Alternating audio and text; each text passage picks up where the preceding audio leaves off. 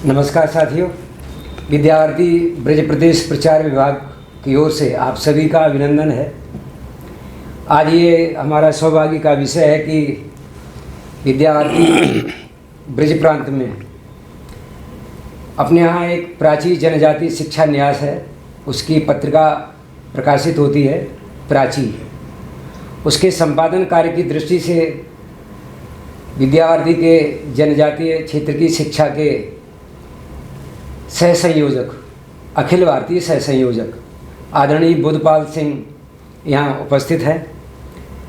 आप बैतूल में आपका केंद्र है और वहीं पर रहकर जो हमारी जनजातीय क्षेत्र की शिक्षा है उसकी दृष्टि से नियोजन करना, उसके लिए प्रवास करना, दिशा दृष्टि देना, ये सारे कार्य आपकी ओर रहते हैं। प्रसन्नता की बात यह है कि आप एक अच्छे लेखक भी हैं, अच्छे अध्येता हैं हर विषय के। अभी जैसे हमने देखा कि हमारे देश में स्वतंत्रता का या अमृत महोत्सव मनाया गया। आदरणीय प्रधानमंत्री जी ने भी हम सभी को अनेक प्रकार से प्रेरित किया, अनेक भाषणों में उन्होंने मोटिवेशन हम लोगों का किया और ये बातें ध्यान में आई कि आज़ादी का तात्पर्य 1947 नहीं, माने हम 1857 और उससे पहले से भी ले सकते हैं कि हमारा जो स्वतंत्रता के लिए संघर्ष निरंतर चलता रहा, ये बाद में नहीं। तो ये जो निरंतर चलने वाला संघर्ष, उस संघर्ष में हमारे देश का संपूर्ण समाज, जितने भी प्रकार के वर्ग हो सकते हैं, संप्रदाय हो सकते हैं, सब ने मिलकर के काम किया बिना किसी भेदभाव के, तन से, मन से, धन से। परंतु हमारे इतिहास में अनेक लोगों ने विद्वेष रखकर, कुछ लोगों की ओर तो जैसे कह देंगे कैमरा फोकस उन पर डाला, कुछ लोगों ने लेखनी उन पर चलाई और जो जिन्होंने वास्तव में कार्य किया और वो कहीं न कहीं पीछे रह गए। यद्यपि उनकी कामना नहीं थी, उनकी कामना तो केवल एक ही थी, तेरा वैभव अमर रहे, माँ हम दिन चार रहे ना रहे। ऐसे अनेक महापुरुष जिनमें बच्चे भी थे, वृद्ध भी थे, स्त्रियां भी थीं, युवा भी थे, युवतियां भी थीं, हर वर्ग ने काम किया, हर आयु वर्ग ने काम किया। तो निस्संदेह ये हमारे लिए वो सभी अत्यंत पूजनीय हैं। आज के शुभ अवसर पर हम ऐसे सभी क्रांतिकारियों को विनम्र भाव से प्रणाम करते हैं और आपका भी अभिनंदन करते हैं। श्रीमान बुद्धपाल जी, जैसा मैंने कहा कि आप एक अच्छे लेखक हैं। किसी ने आपसे कहा था कि कुछ लिखना चाहिए, लिखने से जो हमारा जो विचार है, हमारा जो संदेश है, वो कहीं न कहीं नवीन पीढ़ी के लिए जाता है। इतने संकेत मात्र से ही भगवान, ये मतलब कहते हैं अधिकारी की इच्छा भगवान की आज्ञा। तो ऐसा मान करके आपने कार्य प्रारंभ किया और फिर एक पुस्तक लिखी, क्रांति पथ के राही, जिसमें अनेक महापुरुषों की एक गौरव गाथा है, उनके कृतित्व, व्यक्तित्व, आज़ादी के लिए उन्होंने क्या किया, क्या योगदान दिया, तो वो सब गाथा उसमें है। सौभाग्य से विद्या भारती, अखिल भारतीय शिक्षा संस्थान का जो संस्कृति विभाग है, उसने वहाँ से इस पुस्तक का लोकार्पण किया, उसको प्रकाशित किया। ऐसी पुस्तक हमारे लिए पठनीय है, क्रांति पथ के राही। हर घर में ये चाहिए, हर पुस्तकालय में चाहिए, हर विद्यालय में चाहिए। शोधार्थी हैं उनके लिए भी बहुत महत्वपूर्ण है। ऐसी पुस्तक के आप एक अच्छे विद्वान लेखक, और उस पुस्तक के आधार पर आपने जो और भी काम किया जनजातीय क्षेत्र की शिक्षा के लिए, उस संपूर्ण कार्य का और उनका मूल्यांकन करने के उपरांत, जब कहते हैं कि कोई न कोई तो देखता है, जो साधक होता है, तो साधक ये चिंता नहीं करता है कि मुझे कौन देख रहा है, मुझे चाय कब मिलेगी, मुझे रोटी कब मिलेगी, मुझे पानी कब मिलेगा, वो इसकी भी चिंता नहीं करता। वो निरंतर कार्य करता है, परंतु कोई न कोई तो देखता है। ईश्वर तो देखता ही है, लेकिन कुछ अच्छे सज्जन लोग भी देखते हैं। मध्य प्रदेश सरकार ने भी फिर आपको देखा, अनुभव किया, और फिर आपकी साधना के आधार पर आपको मध्य प्रदेश सरकार ने वीर शंकर शाह और वीर रघुनाथ शाह स्मृति सम्मान दिया, जो 3 लाख रुपए अंग वस्त्र प्रशस्ति पत्र से है। ये हमारे सबके लिए गौरव की बात है। मैं इसके लिए विद्यावादी ब्रज प्रदेश की ओर से आपको बहुत बहुत बधाई देता हूँ। और आदरणीय आपसे निवेदन है कि हम ये सब जानना चाहते हैं कि ये जो आपने कार्य किया, इनमें से कुछ मुख्य ऐसे महापुरुष जो हमारे लिए यद्यपि सभी प्रेरित करने वाले हैं, परंतु उनमें ऐसे कुछ जिनकी आप जानकारी देना चाहेंगे तो हमारे लिए एक पाथेय होगा, हमें एक दिशा और दृष्टि मिलेगी काम की। उपस्थित सभी बंधुओं को राधे राधे, जय श्री कृष्ण। मेरा परम सौभाग्य है कि आज मैं उस तपस्वी की तपोभूमि पर उपस्थित हूँ, या यहाँ आने का सौभाग्य मिला है जिन्होंने जनजाति क्षेत्र के लिए अपना पूरा जीवन समर्पित किया अनेक कष्टों के बाद। ऐसे परम श्रद्धेय हमारे माननीय श्री कृष्णचंद्र जी गांधी का ये निवास स्थान है। ये सचमुच में मेरे लिए बहुत ही सौभाग्य की बात है। उनको नमन करते हुए, उनकी प्रेरणा से जनजाति क्षेत्र में हमारे संगठन द्वारा जो काम शुरू हुआ है उसका हम सब लोगों को जानकारी भी है और हम सब लोग उसमें लगे हुए भी हैं। परम श्रद्धेय गांधी जी एवं अन्य हमारे जो शिक्षा मनीषी जो हुए हैं, सबका ये मानना है कि शिक्षा ही सभी समस्याओं का समाधान है। इसलिए समाज में शिक्षा दान ये करना ये सबसे बड़ा महान है, ऐसा मानते हैं। और उसी दिशा में विद्या भारती अपना काम कर रही है और हर क्षेत्र में काम कर रही है। तो विद्या भारती जो है सेवा बस्ती में काम कर रही है, विद्या भारती जो है जनजाति क्षेत्र में काम कर रही है, विद्या भारती ग्रामीण क्षेत्र में काम कर रही है, नगरीय महानगरीय क्षेत्र में तो काम कर ही रही है। पर चूँकि जिस क्षेत्र को परम श्रद्धेय गांधी जी ने अपना जो काम शुरू किया था और जो उनके मन में पीड़ा थी कि शिक्षा का काम उस व्यक्ति तक कैसे पहुँचे, तो ऐसे उनके दर्शन करने का अवसर भी मेरे को मिला। 2000 में बैतूल में आए थे वो एक बैठक में। उस समय मेरे पास विद्या भारती का काम नया नया आया था और वहाँ पर उन्होंने कुछ मार्गदर्शन किया था। एक तो कुछ प्रयोग बताए थे गैस्ट्रिक चूर्ण करके, तो वहाँ के जो व्यवस्थापक है हमारे मोहन जी नगर, उन्होंने उसको लिखा और उसका चूर्ण बनाना शुरू किया। तो गांधी जी की प्रेरणा से जो गैस हरण चूर्ण जो है आज भी हम बना रहे हैं और देश में बहुत अच्छी मांग उसकी है और बराबर गांधी जी का जो फार्मूला लिखा हुआ है। तो ऐसे महापुरुषों को कहीं कहीं में किसी भी प्रकार से स्मृति में वो हमारे रहते हैं और वो जाने के बाद भी समाज को लाभ पहुंचाते रहते हैं। वो था श्रद्धेय गांधी जी के जाने के बाद में एक और मनीषी हुए हमारे शिक्षा मनीषी, जिनके बाद में उनका काम गांधी जी का जो काम था वो आया माननीय रोशन लाल जी सक्सेना के पास में। वो भी बहुत चिंतित रहते थे। उनके साथ ही मेरे को विद्या भारती में काम करने का अवसर मिला और उनका हमेशा कहना था कि भाई जो जनजाति क्षेत्र में गांधी जी ने जो काम शुरू किया है उसको हमको आगे बढ़ाना है, उसको हमको आगे बढ़ाना है। ऐसे चिंता से वो हमेशा चिंता रहती थी और उसके लिए काम किया। तीसरे हमारे श्रद्धेय माननीय ब्रह्मदेव जी भाई जी, वो भी इस जो गांधी जी ने काम शुरू किया है वो कैसे आगे बढ़ेगा, उसके लिए क्या क्या करना पड़ेगा। 2004 में जनजाति क्षेत्र के बच्चों को लेकर 2004 रांची में हमने बाल संगम किया। तो ये केवल इसीलिए कि गांधी जी की जो काम को हम कैसे आगे बढ़ा सकते हैं, रोशनलाल जी भाई जी इसने काम करना शुरू किया। अच्छे परिणाम उसके आए। उसी अवसर पर रांची में ही एक बैठक में, कार्यकर्ताओं की बैठक में,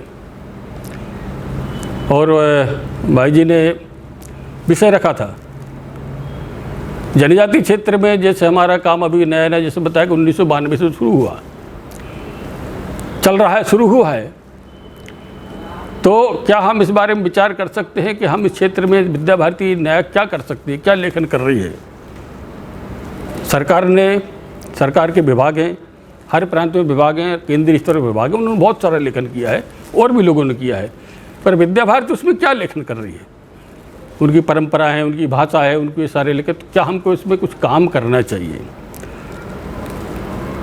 उनका जो लेखन था दूसरे लोगों का समाज को विघटन की ओर ले जाने वाला था, हमको जोड़ने के लिए जो तत्व है ऐसे निकालना चाहिए। उस विषय को लेकर मेरे दिमाग में बात आई भी कि भाई अपन इस पर काम करेंगे। जैसे अभी माननीय उसमें कैसा परिवर्तन आता है कि माननीय प्रधानमंत्री ने 2014 में आह्वान किया था स्वच्छता का। बैतूल जिले के दूरस्थ गांव में उसके 2-3 दिन बाद मैं और क्षेत्रीय संयोजक हमारे मोहन जी नगर वहाँ गए थे, बच्चों की बैठक ली। तो इन्होंने सोचा कि भाई उन बच्चों को कुछ वो टॉफ़ी ले चले, टॉफ़ी ले गए, टॉफ़ी दी। अब जो वहाँ बच्चे थे उन्होंने कहीं से टीवी पर समाचार सुन लिया था, छोटे 4th या 5वीं क्लास के बच्चे थे कि सफाई में अपने ध्यान रखना, कचरा इधर उधर नहीं करना। ऐसे बैठे थे पंक्ति में, सबको एक एक टॉफ़ी दी। टॉफ़ी उन्होंने खाई खोल के, उनको खा लो। उन्होंने वो पन्नी बाहर नहीं फेंकी। ये आगे बैठी हुई एक बहन उठी, सबसे धीरे धीरे सबसे पन्नी ली, इधर से पन्नी ली और बाद में वो बाहर डाल कर। तो किसी भी केंद्रीय स्तर पर जो आह्वान किया जाता है, बड़े व्यक्ति द्वारा आह्वान किया जाता है, समाज की युवा पीढ़ी या नई पीढ़ी कैसे जल्दी उसको स्वीकार करती है, ये मेरे को बड़ा आश्चर्य लगा कि जनजातीय क्षेत्र में उसको इतनी जल्दी से ग्रहण करने की क्षमता है। और मैंने उसको कई बात बताया। तो इसलिए ये हमारा जो काम है बहुत ही प्रभावी सारी जगह होता है। इसलिए भाई जी का जो आह्वान था मैंने उसको गंभीरता से लिया, शुरू किया। 5, 6, 7, 3 साल तक एक मेरे उसमें एक विषय महापुरुष को लेकर काम किया मैंने, वीरांगना रानी दुर्गावती। चूँकि जिनका अभी अपन ने पुरस्कार की बातचीत की है, वीर शंकर शाह रघुनाथ शाह जो सम्मान मध्य प्रदेश सरकार ने घोषित किया है, उनके ही पूर्वज वीरांगना रानी दुर्गावती गोंडवाने की बड़ी बहादुर रानी हुई। मैंने विचार किया कि इनके जीवन पर पुस्तक तैयार की जाए। उस पर पुस्तक तैयार भी की, पर वो किन्हीं कारणों से आगे नहीं बढ़ पाई है, उसको प्रकाशित नहीं हो पाई। मेरे मन को बड़ा बुरा लगा कि 3 साल तक अपन ने इतनी मेहनत की और अच्छा परिणाम नहीं हुआ। तो फिर मैंने तय किया कि भाई अपने को इसको चैलेंज को स्वीकार करना। तो फिर मैंने कहा, यह विचार किया कि जितने भी जनजाति महापुरुष हैं मध्य क्षेत्र के, उनके जीवन का अध्ययन कर उनके जीवन पर लोकगीत बनाना, रचना करना। और लोकगीत एक ऐसा सशक्त माध्यम है कि पुस्तक भलाई व्यक्ति के पास नहीं पहुंच पाती है, पर लोकगीत अनपढ़ व्यक्ति के पास भी और धुन के साथ पहुंच जाता है। तो फिर मैंने रानी दुर्गावती को लेकर कुछ लोकगीत की रचना की, वो मैं आप लोगों को सुनाना चाहूँगा। उसके बाद मैं आपके आगे की बात करूँगी कि महापुरुष और आज उस लोकगीत को, जैसे आपने बताया ना पुरस्कार लिया है, तो बहुत लोकप्रिय हुआ है। रायपुर की बैठक में लिया था, मुख्यमंत्री ने भी उसको कई बार उनको सुना। वो मैंने संगीत गाता नहीं लिया, बस ही बोला है, पर उनके भाव और से समझ में आए। आप लोगों से आग्रह है कि आप भी ज़रा सुनिए, आपको अच्छा लगेगा। दुर्गावती महारानी गढ़मंडला की रानी, दुर्गावती महारानी गढ़मंडला की रानी, मंडला की रानी गढ़मंडला की रानी, मंडला की रानी गढ़मंडला की रानी, दुर्गावती महारानी गढ़मंडला की रानी। राठे महोबा में जन्म भयो है, राजा दलपत संग ब्याह भयो है, मंडला बनाए राजधानी गढ़मंडला की रानी, दुर्गावती महारानी गढ़मंडला की रानी। जब से तुम गोंडवाने में आई, घर घर सबके खुशियाँ छाई, जनता बहुत हरसानी गढ़मंडला की रानी, दुर्गावती महारानी गढ़मंडला की रानी। बाजे बहादुर के छक्के छुड़ाए, आसफ खां को धूले चटाए, अकबर को याद आई नानी, गढ़मंडला की रानी दुर्गावती महारानी, गढ़मंडला की रानी। ठाव बरेला न रही नाला, मुगलों ने जब घेरा डाला, खूबे लड़ी मर्दानी, गढ़मंडला की रानी दुर्गावती महारानी, गढ़मंडला की रानी। दुई हाथों तलवारें चला रही, दुश्मन के बेटुकड़े कर रही, लिखे बनराज कहानी, गढ़मंडला की रानी दुर्गावती महारानी, गढ़मंडला की रानी। तो ये जो गीत है, इस प्रकार के और भी शंकर साहब रघुनाथ साहब को लेकर भी है, बिरसा मुंडा को लेकर है, टंटमा मबील है, और अपने और भी जो जनजाति अभी मध्य क्षेत्र लिया है, तो यहाँ पर गीत रचना, लोकगीत, लोक भजन के माध्यम से अपन विद्या भारती ने काम शुरू किया। इस दृष्टि से इसमें थोड़ा सा अपने को सफलता थोड़ी मिल रही है, और जो जनजाति जनमानस है वो भी इसको स्वीकार कर रहा है, अपने पास आ रहा है। और ऐसे लोकगीत, लोक कलाकारों को आजकल अपन सोशल मीडिया के माध्यम है, उससे जो गाने वाले जो कलाकार उनके द्वारा खिलवाते हैं और डलवाते हैं उनके जयंती के अवसर पर और निर्माण दिवस के अवसर पर। तो लोगों को एक नई चीज़ इसमें शुरू हुई है। इसमें भाषा की अभी तक बात आई थी, भाषा को लेकर, और दूसरा है जो जनजाति क्षेत्र विषय चलता है कि हमारी परंपराओं को, हम कौन हैं, हम हिंदू नहीं है, इस प्रकार के विषय बहुत सारे चलाते हैं लोग। तो उनका कोई तथ्यात्मक लेखन हो लोकगीतों में कहीं देखने को मिलता है क्या? तो माननीय श्री राम जी रावकर ने कहा कि भाई गोंडी जो लोकगीत है, गोंडी भाषा एक अलग है, भाषा बोली है, इसमें क्या जो देवी गीत हैं, भगवान के गीत हैं, ऐसे कहीं देखने को पुराने समय से जो चले आ रहे हैं वैसे अपन संग्रहित कर सकते हैं क्या, हो सकते हैं क्या? क्योंकि मेरी उसमें रुचि थी, तो मैं आकाशवाणी बैतूल से उनका समाचार संग्रह करते रहता था, एक गोंडी का भी समाचार उसमें चलता रहता है। तो ऐसे करके मैंने वो संग्रह किया, और फिर एक गोंडी हिंदी लोकगीत ऐसी पुस्तक एक तैयार की।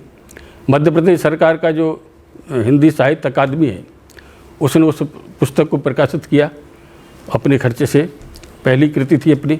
तो वो उसमें अपनों को बड़ी सफलता मिली, और उन लोगों ने उसको बहुत अच्छी अपनी उपलब्धि रही वो, कि समाज में जो भ्रम फैला रहे हैं, तो भाई हम तो बरसों से शंकर भगवान के गीत गाते आ रहे हैं, बरसों से दुर्गा जी के गीत गाते आ रहे हैं, तो हम दुर्गा जी को वैसा कैसे कह सकते रे भाई?